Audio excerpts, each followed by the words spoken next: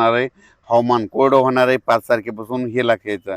मग राज्यात सांगायचं झालं तर मग आज 5 तारखेला नेमकं आपलं 3 तारखेला, आज 3 तारखेला सातारा जिल्हा, पुणे जिल्हा, अहिल्यानगर, नाशिक जिल्हा, धुळे, नंदुरबार, त्याच्यानंतर जळगाव जिल्हा, त्याच्यानंतर संभाजीनगर, बीड जिल्हा, लातूर जिल्हा, धाराशिव जिल्हा, परभणी जिल्हा, जालना जिल्हा, बुलढाणा जिल्हा, अकोला, अमरावती, वर्धा, नागपूर, भंडारा, गोंदिया, चंद्रपूर, यवतमाळ, गडचिरोली, वाशिम, हिंगोली, नांदेड ह्या परिसरामध्ये आज देखील पाऊस पडणार आहे.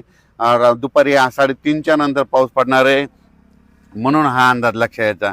मग सांगायचं झालं तर आज ह्या मी जे सांगितले त्या जिल्ह्यात पाऊस असणार आहे.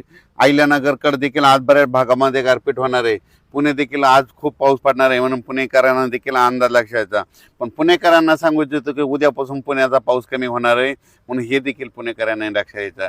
आणि राज्यात मग उद्याच्याला कुठं पाऊस पडणार आहे तर राज्यातल्या उद्या तुम्हाला सांगू उद्या 4 एप्रिल 2026 उद्या मात्र आता आम्ही योगायोगाने इकडे चाळीसगावकडे आहेत म्हणून धुळे जिल्ह्याकडे आहेत म्हणून सांगतो. धुळे जिल्हा, चाळीसगाव तालुका, संभाजीनगर, त्याच्यानंतर जालना जिल्हा, परभणी जिल्हा, नांदेड जिल्हा, हिंगोली जिल्हा, बुलढाणा जिल्हा, अकोला जिल्हा, वर्धा, नागपूर, भंडारा, गोंदिया, चंद्रपूर, यवतमाळ, वाशिम, हिंगोली म्हणजे उद्या फक्त पूर्व विदर्भ आणि पश्चिम विदर्भाचे 11 जिल्हे आणि त्याच्यानंतर मग मराठवाड्यामधला हिंगोली, नांदेड, परभणी, जालना, संभाजीनगर आणि उत्तर महाराष्ट्रातले जळगाव, धुळे ह्या पट्ट्यामध्ये उद्या 4 तारखेला पाऊस राहणार आहे. आणि बऱ्याच भागातला उद्याचा पाऊस मात्र विश्रांती घेणार आहे. आणि 5 एप्रिलपासून मात्र हवामान कोरडं होणार आहे. शेतकऱ्यांनी कांदा काढू शकतात, हळदी काढू शकतात, गहू देखील काढू शकतात, म्हणून हा अंदाज सर्व शेतकऱ्यांना लक्षात घ्यायचा.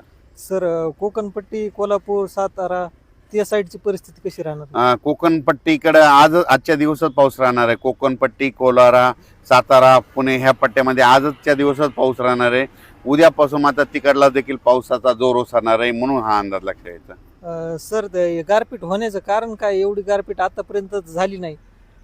आतापर्यंत तुम्हाला एक सांगू इच्छितो, आपल्या महाराष्ट्राच्या बाजूला गुजरात आहे आणि गुजरातच्या पलीकडे अफगाणिस्तान आहे.